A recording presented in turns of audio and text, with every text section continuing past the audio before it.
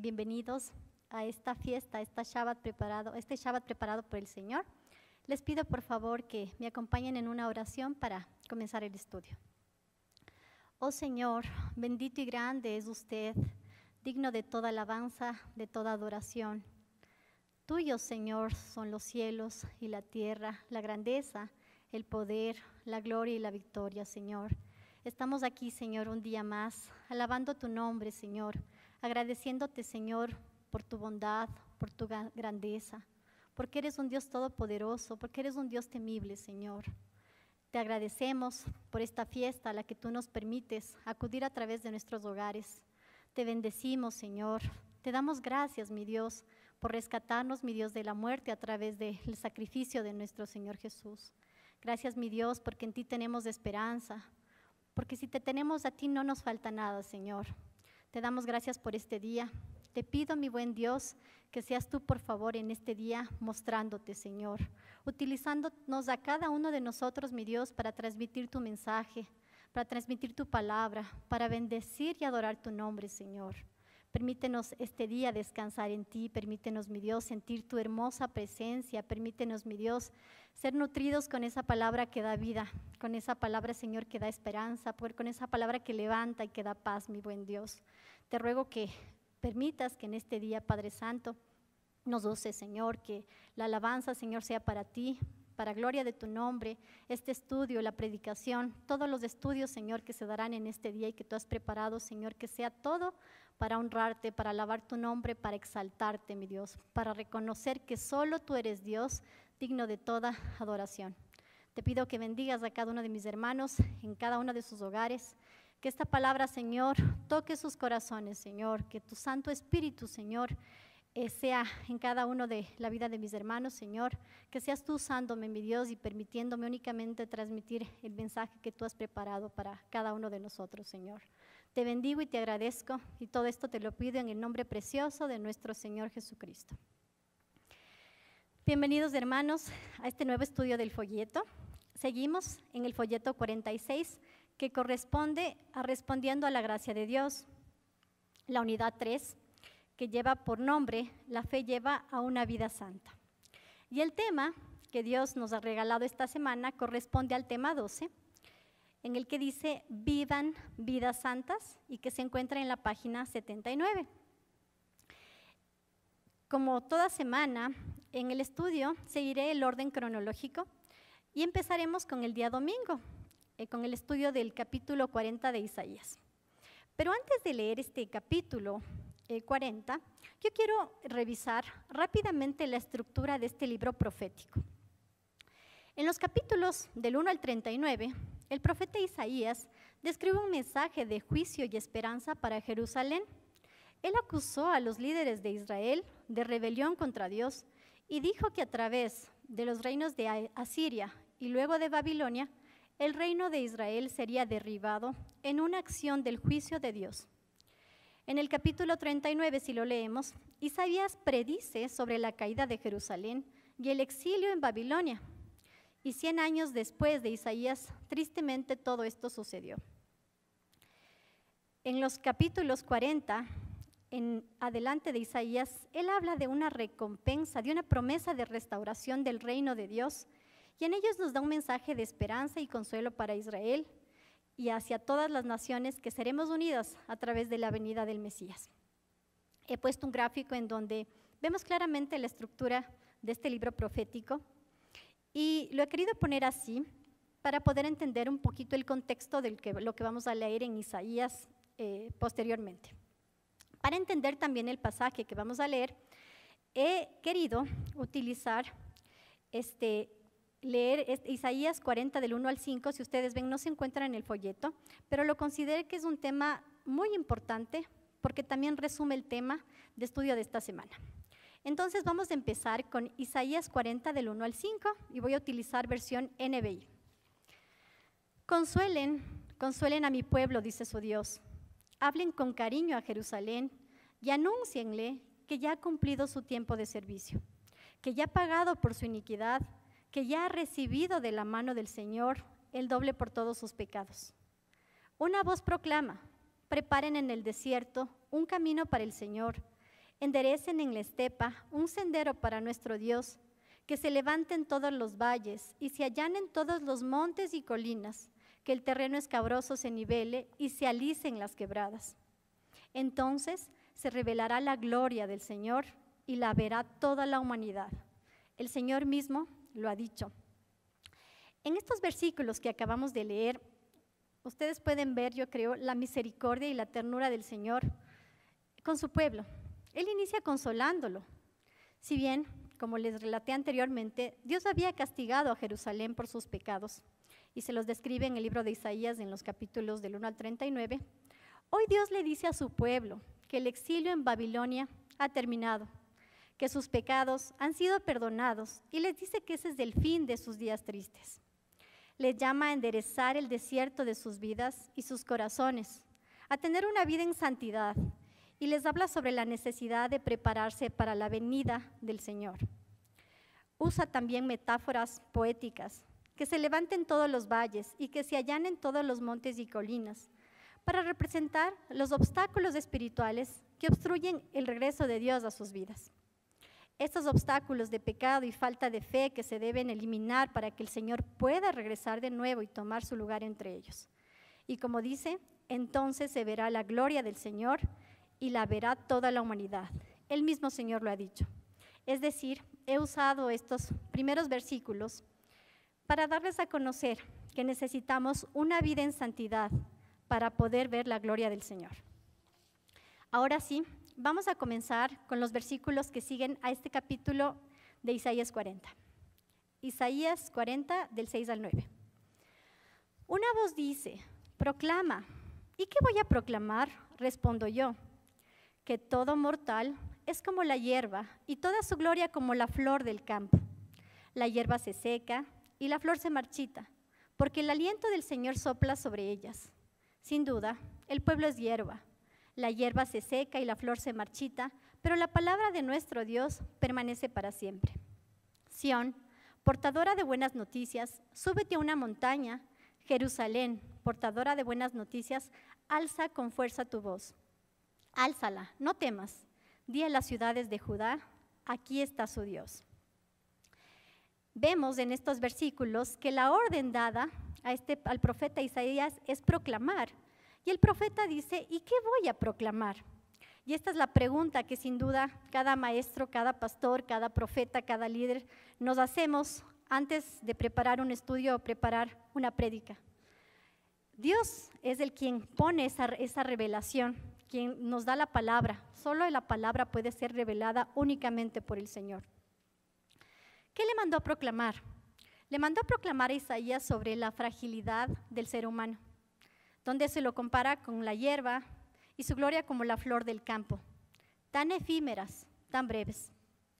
Y yo quiero también detenerme en estos versículos y atarlo con los versículos iniciales del capítulo 40, porque esta forma en la que el Señor nos habla, que somos pasajeros y temporales, también se aplica a los problemas, a los momentos tristes y a las pruebas. El Señor aquí nos dice que la prueba tiene un principio y tiene un final, mas la palabra de Dios permanece para siempre. Y para esto he querido usar el libro de Primera de Juan 2:17, en donde el Señor nos dice, el mundo se acaba con sus malos deseos, pero el que hace la voluntad de Dios permanece para siempre. Versículo 9. Sión, portadora de buenas noticias, súbete a una alta montaña. Jerusalén, portadora de buenas noticias, alza con fuerza tu voz. Álzala, no temas. Di a las ciudades de Judá, aquí está su Dios.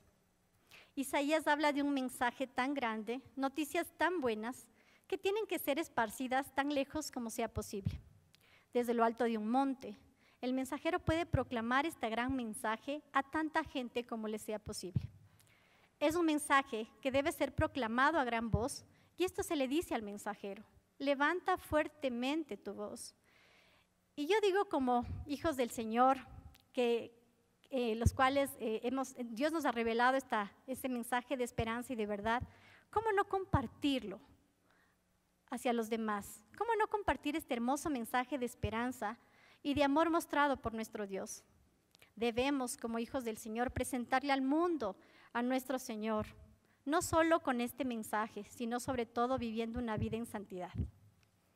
Vamos a leer lo que corresponde al día lunes, que se encuentra en Romanos 7, del 14 al 25.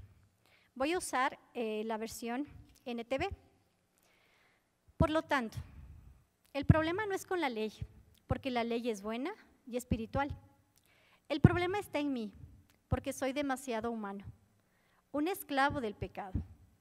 Realmente no me entiendo a mí mismo, porque quiero hacer lo que es correcto, pero no lo hago. En cambio, hago lo que odio, pero si yo sé que lo que hago está mal, eso demuestra que estoy de acuerdo con que la ley es buena. Entonces, no soy yo el que hace lo que está mal, sino el pecado que vive en mí. Yo sé que en mí, es decir, en mi naturaleza pecaminosa, no existe nada bueno. Quiero hacer lo que es correcto, pero no puedo. Quiero hacer lo que es bueno, pero no lo hago. No quiero hacer nada lo que está mal, pero igual lo hago.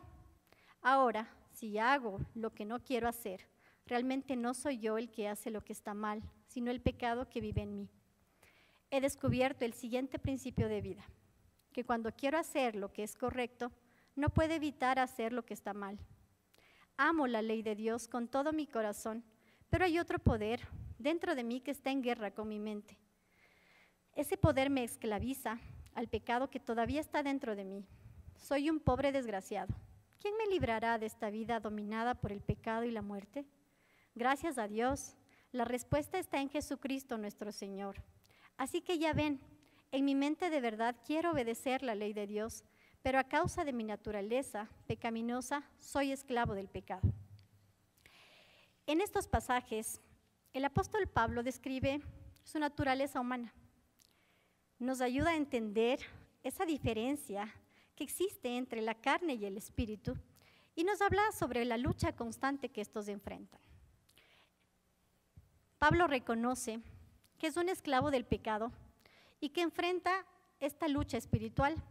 En vez de hacer lo bueno que quiere hacer, hace lo malo que no quiere hacer.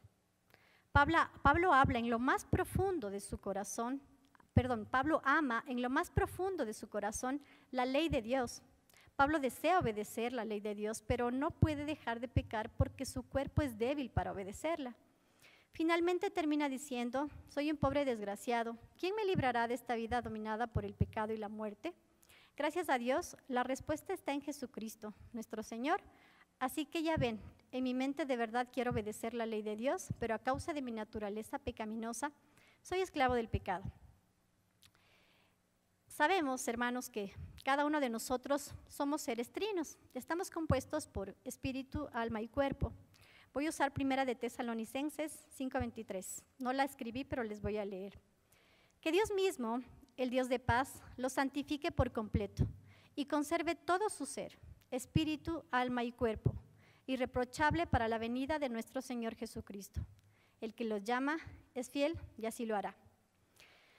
Para entender de mejor manera esta lucha espiritual que experimenta Pablo y que experimentamos cada uno de nosotros, vamos a revisar con más detalle lo que representa la carne, también llamada como naturaleza pecaminosa, naturaleza humana, y la vamos a revisar también lo que significa espíritu. La naturaleza pecaminosa que describe Pablo está relacionada con nuestro cuerpo, con nuestra carne, con las sensaciones físicas que podemos experimentar a través de él. Son los llamados deseos de la carne, las mismas que se oponen a la ley de Dios. Cuando decimos que una persona anda por la carne, nos referimos a que esa persona, a su manera de vivir. En pocas palabras, esa persona tiende a satisfacer los placeres del cuerpo, olvidándose con ello de agradar a Dios. Les he puesto un resumen de lo que representa, a mi parecer, después de leer este pasaje, lo que es la carne. Como digo, llamada también naturaleza pecaminosa, naturaleza humana, tiene que ver con el cuerpo. Estas se oponen a la ley de Dios, es enemiga de Dios y busca satisfacer los deseos del cuerpo. Veremos ahora qué es el espíritu, y por favor el espíritu con minúscula. Eclesiastés 12:7, versión NTV. Pues ese día el polvo volverá a la tierra y el espíritu regresará a Dios, que fue quien lo dio. Lucas 1:47, versión NBI. Y mi espíritu se regocija en Dios mi Salvador. Entonces, al utilizar estos versículos, yo he querido resumir lo que representa el espíritu. El espíritu viene de Dios, es la vida que Él nos da. El espíritu nos permite comunicarnos con Dios. Es decir, el espíritu percibe las cosas que son de Dios y el que tiene el propósito de agradarlo, de buscar a Dios. Si decimos que una persona anda en el espíritu, con E mayúscula, nos referimos a que anda conforme a la voluntad de Dios, no satisfaciendo los deseos de la carne, sino más bien los espíritus del Señor.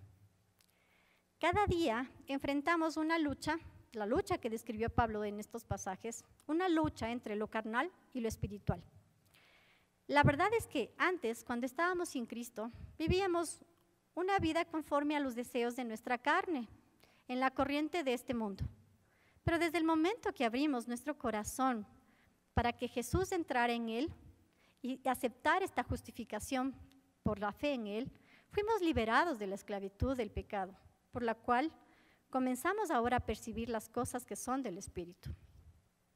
Como cristianos, no estamos exentos de sentir los deseos de la carne, pero cuando recibimos a Jesucristo en nuestro corazón, el Espíritu de Dios entra en acción, haciendo que esa guerra que siempre se produce en nosotros, el Señor nos da la victoria sobre la misma, sobre nuestra carne, y obviamente esto vamos a ver que depende de la intimidad y de la necesidad que tengamos de Dios y que le permitamos orar en nuestras vidas al Espíritu Santo de nuestro Señor. Vamos a leer lo que corresponde al día miércoles y se encuentra en Romanos 8 del 1 al 11. Por lo tanto, ya no hay ninguna condenación para los que están unidos a Cristo Jesús, pues por medio de él la ley del Espíritu de vida me ha liberado de la ley del pecado y de la muerte. En efecto, la ley no pudo liberarnos porque la naturaleza pecaminosa anuló su poder. Por eso Dios envió a su propio Hijo en condición semejante a nuestra condición de pecadores, para que se ofreciera en sacrificio por el pecado. Así condenó Dios al pecado en la naturaleza humana, a fin de que las justas demandas de la ley se cumplieran en nosotros, que no vivimos según la naturaleza pecaminosa, sino según el Espíritu. Los que viven conforme a la naturaleza pecaminosa fijan la mente en los deseos de tal naturaleza. En cambio, los que viven conforme al Espíritu fijan la mente en los deseos del Espíritu. La mentalidad pecaminosa es muerte, mientras que la mentalidad que proviene del Espíritu es vida y paz. La mentalidad pecaminosa es enemiga de Dios, pues no se somete a la ley de Dios, ni es capaz de hacerlo. Los que viven según la naturaleza pecaminosa no pueden agradar a Dios. Sin embargo, ustedes no viven según la naturaleza pecaminosa, sino según el Espíritu, si es que el Espíritu de Dios vive en ustedes. Y si alguno no tiene el Espíritu de Cristo, no es de Cristo. Pero si Cristo está en ustedes, el cuerpo está muerto a causa del pecado, pero el Espíritu que está en ustedes es vida a causa de la justicia. Y si el Espíritu de aquel que levantó a Jesús de entre los muertos vive en ustedes, el mismo que levantó a Cristo de entre los muertos también dará vida a sus cuerpos mortales por medio de su Espíritu que vive en ustedes. El regalo de estar unidos a nuestro Señor Jesús y aceptar su sacrificio es una vida sin condenación. No menos condenación, no media condenación, es ninguna condenación. Jesucristo tiene el poder de darnos una libertad completa. Él nos libra del pecado y de la muerte. Por el contrario, si no estamos en Cristo Jesús, estamos siendo dominados por nuestra naturaleza y no hemos escapado de la condenación. La debilidad y la incapacidad del hombre para obedecer, producto de nuestra naturaleza pecaminosa que poseemos, nos impide cumplir con la ley. Pero la gracia de Dios nos dio un pacto renovado a través de su único Hijo. En forma de hombre, quien se ofreció en sacrificio por nosotros, se llevó la condenación que merecíamos y nuestra libertad ahora se encuentra en Él.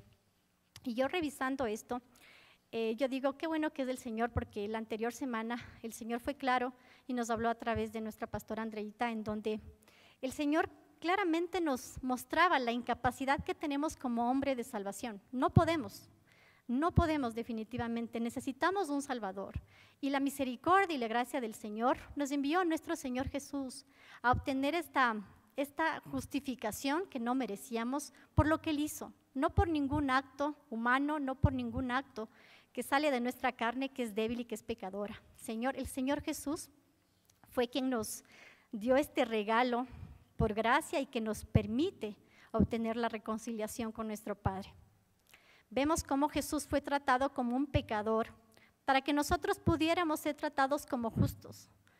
Qué mensaje tan sencillo, como decía Andreita, pero para nosotros, porque nos cuesta pensar que al aceptar este sacrificio podemos ser libres, pero qué gran muestra de amor y qué dolor tan grande que padeció nuestro Señor Jesucristo por amor a nosotros.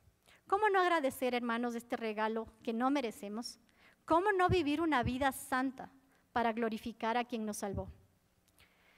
Pablo también en estos versículos nos da una manera fácil de saber si caminamos en el Espíritu o caminamos en la carne.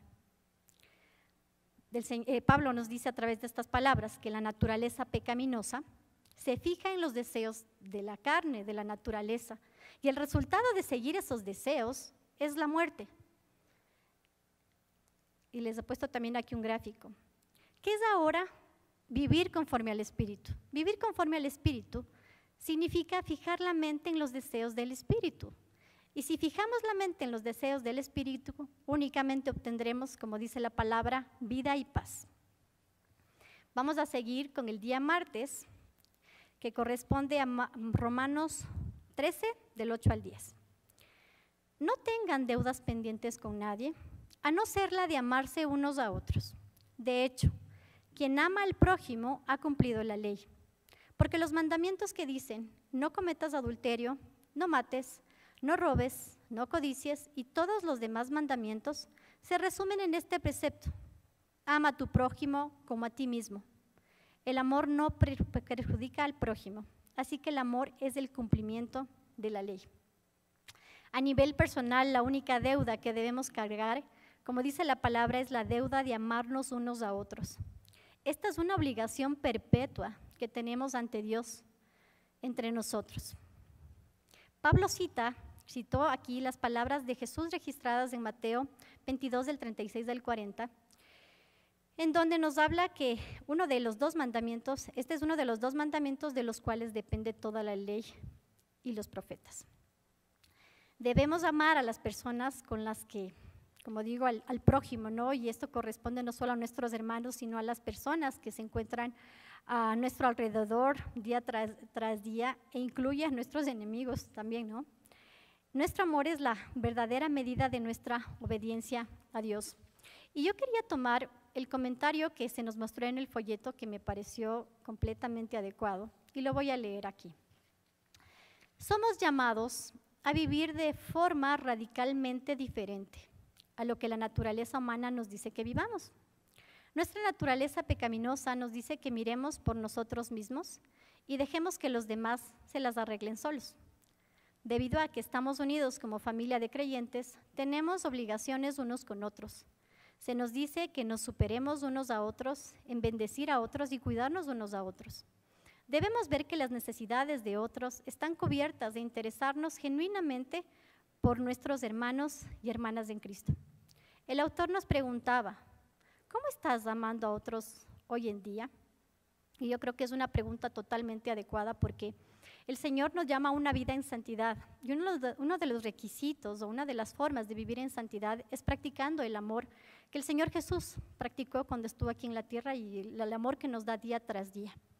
Este amor, como vemos, se va a poner siempre a la carne, porque la carne y nuestra debilidad humana nos hace pensar en nosotros, nos hace egoísta, nos hace un poco bloquearnos o aislarnos en nuestro mundo y no fijarnos en la necesidad que posiblemente están pasando nuestros hermanos. Y hoy nos llama el Señor a vivir este amor, a practicarlo. Por favor, hermanos, yo les pido que no nos perdamos de esa bendición de amar a nuestro prójimo y bendecirlo de la manera que el Señor nos haya bendecido a nosotros también, a nuestros hermanos de la iglesia, a nuestros compañeros de trabajo, a nuestros vecinos. Y como siempre el Señor nos ha hablado en estos mensajes, yo creo últimamente, la única forma de hablar bien de nuestro Señor, yo creo que la mejor forma es con nuestra vida de testimonio, con nuestros actos de amor. Vamos a leer ahora lo que corresponde al día jueves, que se encuentra en Gálatas, en el capítulo 5, versículos 16 al 26. Así que les digo, vivan por el Espíritu y no seguirán los deseos de la carne pecaminosa, porque ésta desea lo que es contrario al Espíritu, y el Espíritu desea lo que es contrario a ella. Los dos se oponen entre sí, de modo que ustedes no pueden hacer lo que quieren. Pero si los guía el Espíritu, no están bajo la ley. Las obras de la naturaleza pecaminosa se conocen bien: inmoralidad sexual, impureza y libertinaje, idolatría y brujería, odio, discordia, celos, arrebatos de ira, rivalidades, disensiones, sectarismos y envidia, borracheras, orgías y otras cosas parecidas. Les advierto ahora, como antes lo hice, que los que practican tales cosas no heredarán el reino de Dios. En cambio, el fruto del Espíritu es amor, alegría, paz, paciencia, amabilidad, bondad, fidelidad, humildad y dominio propio. No hay ley que condene estas cosas. Los que son de Cristo Jesús los que son de Cristo Jesús han crucificado la naturaleza pecaminosa con sus pasiones y deseos. Si el Espíritu nos da vida, andemos guiados por el Espíritu. No dejemos que la vanidad nos lleve a irritarnos y a envidiarnos unos a otros.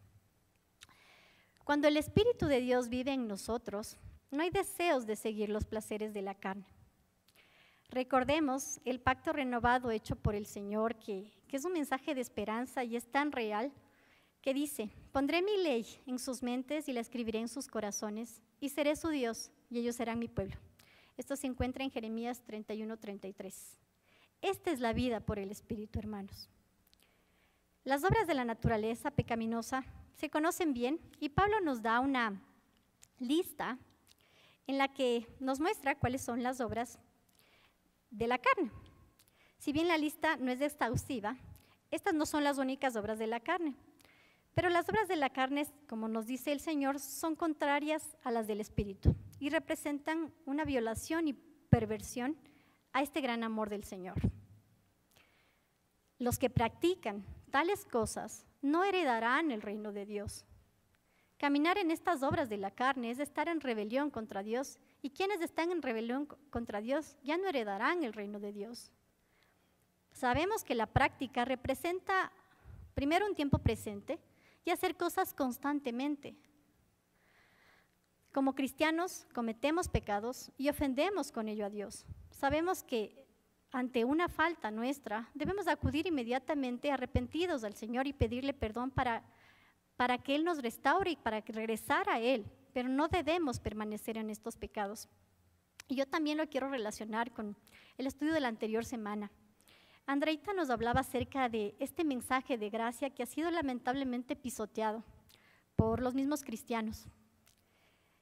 El sacrificio que el Señor ha hecho por nosotros no nos da permiso a vivir una vida en pecado y a practicarlo constantemente. Esa gracia que nos da es ese regalo inmerecido que nos debe llevar a buscar una vida en santidad, dando gloria al Señor. Entonces, no manipulemos a nuestra conveniencia este mensaje de gracia y de hermoso regalo que el Señor nos dio. Vamos a ver ahora qué corresponde al fruto del Espíritu Santo. El fruto del Espíritu es amor, alegría, paz, paciencia, amabilidad, bondad, fidelidad, humildad y dominio propio. Contra tales cosas no hay ley. Y la palabra, como dice aquí, hemos visto en estudios anteriores, en Esformi, la palabra fruto es en singular. Pablo no está hablando de una serie de frutos que serían compartidos por todos, de modo que un creyente puede tener uno, pero en el otro, y así sucesivamente. Sino que Pablo se refiere a uno solo, de tal manera que todas las cualidades se tienen que manifestar en la vida de cada creyente. El fruto del Espíritu es amor, porque engloba a todos los demás. El estudiar a detalle cada una de las partes que forman parte de este fruto nos llevaría mucho más tiempo, pero yo quiero detenerme un momento para analizar el fruto del gozo que produce el conocerle al Señor. En el mundo se piensa que los cristianos, y esto lo digo por experiencia propia, las personas muchas veces a nuestro alrededor suelen pensar que como cristianos somos aburridos, vivimos tristemente en este mundo, no disfrutamos de la vida, porque no disfrutamos de los placeres que el mundo nos ofrece. Nosotros como hijos del Señor sabemos que esto es todo lo contrario. El Espíritu que nos da el Señor nos produce un gozo que no puede de ninguna manera ofrecer el mundo. Solo el Espíritu de Dios produce esa alegría que puede soportar y permanecer en nosotros aún en medio de circunstancias terribles. Pablo conocía esta alegría personalmente, el gozo del Señor, y vemos cómo en Hechos 16:25 nos muestra cuando un esposado, él cantaba y alababa al Señor. Entonces es un reflejo de ese gozo, de ese fruto que él sentía del Señor. Y como digo, ese fruto, ese gozo fue testimonio para Silas y su familia. Entonces, yo quiero, hermanos, hacerles una pregunta. La gente a nuestro alrededor está viendo el gozo del Espíritu Santo en nuestras vidas. Está viendo que nosotros en medio de todas circunstancias adoramos y alabamos su nombre y amamos más al Señor y lo buscamos con más pasión. Si su respuesta es no, yo le invito, hermanos, a doblar rodillas, a reconocer esa debilidad que nos está faltando y a buscar al Señor, porque solo el Señor puede transformarnos y darnos esa vida nueva, que solo viene de Él. Y por supuesto, y a rogarle al Señor que nos permita sentir uno de esos frutos, ¿no? Ese gozo que nos da la salvación. Como dice en la palabra, contra tales cosas no hay ley. Pablo habla con ironías y eufemismos. Ciertamente no hay leyes en contra del amor, del gozo, en contra de la paz, la paciencia, la amabilidad, la bondad, la fidelidad, mansedumbre y dominio propio. Pero si una persona tiene este fruto del Espíritu, no necesita más ley, pues ya la cumplió. Finalmente, en los versículos del 24 al 26, los que son de Cristo Jesús han crucificado la naturaleza pecaminosa con sus pasiones y deseos. Si el Espíritu nos da vida, andemos guiados por el Espíritu. No dejemos que la vanidad nos lleve a irritarnos y a envidiarnos unos a otros.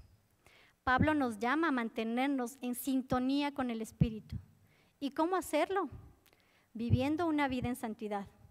Y la única forma de lograrlo es buscando la guía del Espíritu de Dios. Vamos a leer lo que corresponde al día viernes, que se encuentra en Primera de Pedro 1 del 3 al 12. Alabado sea Dios, Padre de nuestro Señor Jesucristo, por su gran misericordia nos ha hecho nacer de nuevo mediante la resurrección de Jesucristo, para que tengamos una esperanza viva y recibamos una herencia indestructible, incontaminada e inmarchitable. Tal herencia está reservada en el cielo para ustedes, a quienes el poder de Dios protege mediante la fe hasta que llegue la salvación que se ha de revelar en los últimos tiempos. Esto es para ustedes motivo de gran alegría, a pesar de que hasta ahora han tenido que sufrir diversas pruebas por un tiempo. El oro, aunque perecedero, se acrisola al fuego. Así también la fe de ustedes, que vale mucho más que el oro, al ser acrisolada por las pruebas, demostrará que es digna de aprobación, gloria y honor cuando Jesucristo se revele. Ustedes lo aman a pesar de no haberlo visto, y aunque no lo ven ahora, creen en Él y se alegran con un gozo indescriptible y glorioso, pues están obteniendo la meta de su fe, que es su salvación. Los profetas que anunciaron la gracia reservada para ustedes estudiaron cuidadosamente esta salvación. Querían descubrir a qué tiempo y a cuáles circunstancias se refería el Espíritu de Cristo, que estaba en ellos, cuando testificó de antemano acerca de los sufrimientos de Cristo y de la gloria que vendría después de estos. A ellos se les reveló que no se estaban sirviendo a sí mismos, sino que se les servía a ustedes. Hablaban de las cosas que ahora les han anunciado a los que les predicaron el Evangelio por medio del Espíritu Santo enviado del cielo. Aún los mismos ángeles anhelan contemplar estas cosas. Y al leer cada uno de estos pasajes, mi corazón se unía a la oración y a ese mensaje de adoración y agradecimiento a Dios por parte de Pedro, por su misericordia y por ese regalo de amor a través de la muerte y resurrección del Señor Jesucristo, quien nos ha permitido con este sacrificio nacer de nuevo. Y esto nos lleva a una nueva esperanza y nos ofrece una herencia que no puede destruirse ni marchitarse y que es eterna. Es el anunciado reino de Dios que tiene para nosotros. Qué gran promesa, hermanos. Si bien el Señor también nos ha hablado de tiempos de prueba, y yo creo que cada uno ha vivido tiempos de prueba y momentos difíciles últimamente, pero cada uno de estos sufrimientos o pruebas son temporales, como nos dice el Señor, y no se comparan con la gloria venidera al disfrutar de ese reino indescriptible, ese reino que permanece, ese reino que no se daña, que no se mancha y que ha sido preparado con tanto amor por Dios para nosotros al aceptar el sacrificio de nuestro Señor Jesús. La condición para disfrutar de esa herencia que Dios nos ofrece es el nacer de nuevo mediante la fe. La promesa de nuestra herencia es segura porque somos guardados por el poder de Dios, asegurándonos que soportaremos mediante la fe hasta que regrese el Señor Jesús. Versículo 6. Esto es para ustedes motivo de gran alegría, a pesar de que hasta ahora han tenido que sufrir diversas pruebas por un tiempo. Y vemos una vez más, y el Señor ha sido bueno, como digo, siempre nos habla, no solo una ocasión, sino varias veces. La anterior semana también escuchamos acerca de las pruebas. Y las pruebas son parte del propósito de Dios. Andreita también nos recordaba a través de la carta de Pablo también lo que producen las pruebas. Las pruebas sabemos que producen perseverancia, entereza de carácter y nos dan esperanza. Siempre son pruebas, como digo, también vimos al principio, en la primera lectura que vimos, estas son como usadas, yo veo como un proceso de purificación que Dios nos da para restaurarnos. El propósito de Dios en las pruebas es el demostrar la calidad de nuestra fe. Creo que como humanos es difícil creer en las promesas de Dios ante las dificultades y en medio del dolor. Pedro compara nuestra fe con el oro, el cual es uno de los materiales con más duración. Aún así, algún día el oro perece, pero nuestra fe no. El resultado, vemos, de una fe genuina y verdadera le dará gloria y honra a nuestro Padre. Las pruebas y las aflicciones son inevitables, pero también son temporales, comparados con el gozo de la eternidad. Yo quiero que eso nos llevemos. Y quería también compartirles un versículo que para mí es uno de los versículos que me identifican y así conocí al Señor. Es Romanos 8:28. Ahora bien, sabemos que Dios dispone todas las cosas para el bien de quienes lo aman, los que han sido llamados de acuerdo a su propósito. Vemos también que la meta de fe en el Señor Jesús es la salvación de nuestras almas. En el estudio también de esta semana tuvimos la oportunidad de leer el libro de Isaías, parte del libro de Isaías, quien nos habló sobre la restauración de Israel a través del Señor Jesucristo. Mensajes como este fueron proclamados también por otros profetas, quienes fueron usados por el Espíritu Santo para escribir todos estos anuncios que hablaban de nuestro Salvador, pero no pudieron ver el cumplimiento de los mismos. Hoy Dios nos permite recibir este mensaje de salvación a través de los siervos que predicaron el Evangelio. Vamos ahora, finalmente, a leer lo que corresponde al día sábado, Primera de Pedro 1 del 13 al 25. Por eso, dispónganse para actuar con inteligencia. Tengan dominio propio, pongan su esperanza completamente en la gracia que se les dará cuando se revele Jesucristo. Como hijos obedientes, no se amolden a los malos deseos que tenían antes, cuando vivían en la ignorancia.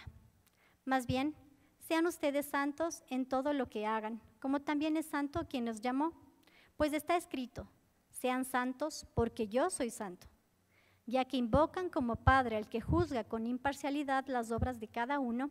Vivan con temor reverente mientras sean peregrinos en este mundo. Como bien saben, ustedes fueron rescatados de la vida absurda que heredaron de sus antepasados.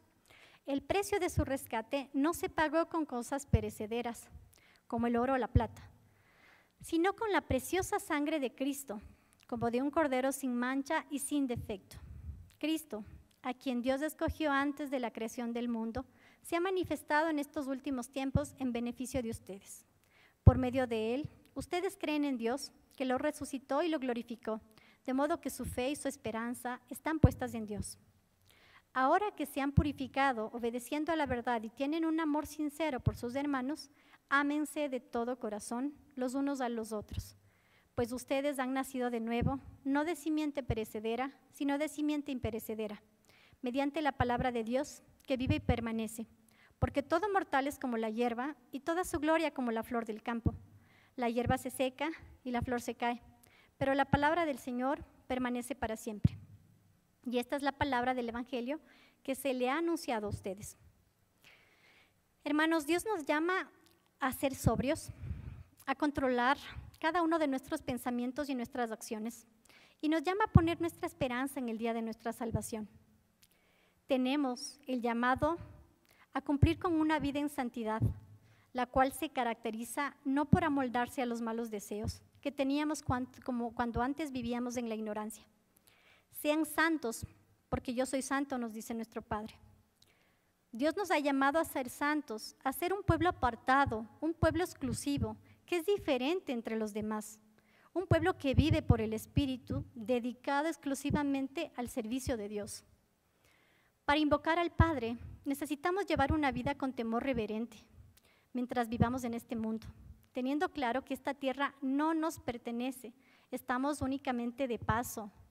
La esperanza que tenemos como hijos de Dios es de esa herencia que Él nos prometió, su reino que es eterno, que es indestructible, que es perfecto, que permanece para siempre. Pedro nos habla también sobre el rescate que se pagó por nosotros.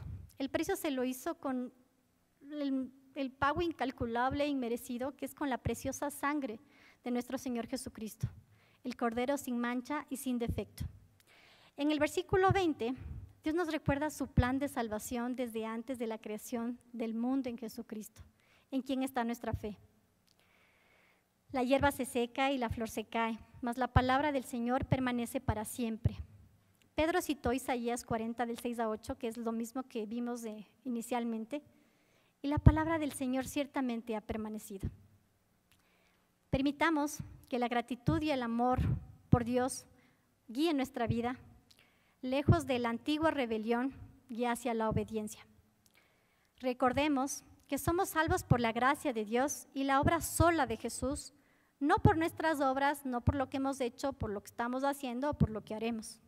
Los que somos salvos por la gracia de Dios, tenemos una alta obligación moral de cumplir con todos los mandatos del Señor, no para ganar la salvación, sino por amor a su nombre.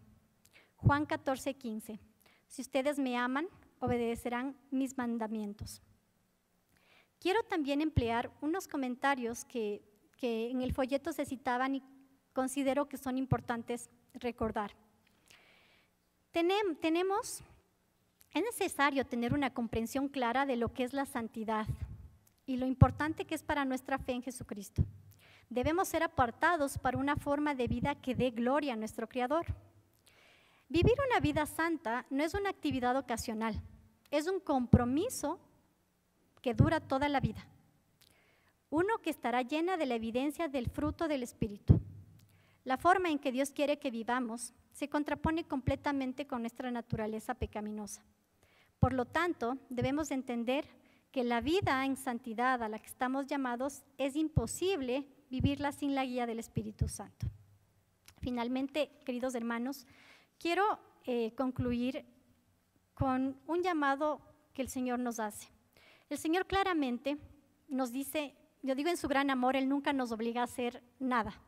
Él es un caballero y en cada acto que Él nos da, en cada ley que nos da, pues siempre se ve su amor. El Señor nos dio libre albedrío y nos da la decisión de poder vivir de dos maneras. Una vida conforme a la carne o conforme a nuestra naturaleza pecaminosa, una vida que da lugar a los placeres de la carne, que se opone a Dios y que definitivamente es enemiga de Dios y que no le agrada, y una vida que esté basada en el Espíritu, una vida que muestre dependencia y una búsqueda total hacia el Señor. Esa vida nos va a traer vida y nos va a traer paz, y nos va a llevar a disfrutar de la gran herencia prometida, que es disfrutar de su gran reino por la eternidad. Entonces, hermanos, reflexionemos sobre esta invitación que el Señor nos hace, y ahora sí, acompáñenme en una oración para finalizar. Bendito y grande Señor, usted es un Dios santo, un Dios bueno, un Dios que cada día entendemos cuánto nos ama. Bendecimos un día más su nombre. Le damos gracias, Señor, por esta palabra que usted nos ha dado en esta semana. Le rogamos, mi Dios, que sea usted dando ese entendimiento que necesitamos a nuestro espíritu. Que nos dé, Señor, la sabiduría y el valor para tomar decisiones y para elegirte a ti, Señor. Bendito Dios, queremos ser seres espirituales, seres que vivan por tu espíritu, Señor. Seres que quieran vivir en santidad para glorificar tu nombre. Yo te ruego, mi buen Dios, que tú cada día elimines esa naturaleza que estorba y que siempre, que estará permanente en nosotros hasta tu venida, mi Dios, cuando tú nos dices que seremos transformados en un cuerpo nuevo, Señor. Yo te ruego, mi buen Dios, que nos des esa decisión, que tu Santo Espíritu nos guíe, mi Dios, para vivir una vida en santidad, una vida que te honre, una vida que te agrade, una vida que sea en agradecimiento a ti continuo, Señor. Te bendigo, Señor, por esta palabra. Te ruego que acompañes a cada uno de los hogares en los que tú te encuentras, mi buen Dios, y todo esto te lo pido en el nombre precioso de nuestro Señor Jesús. Amén.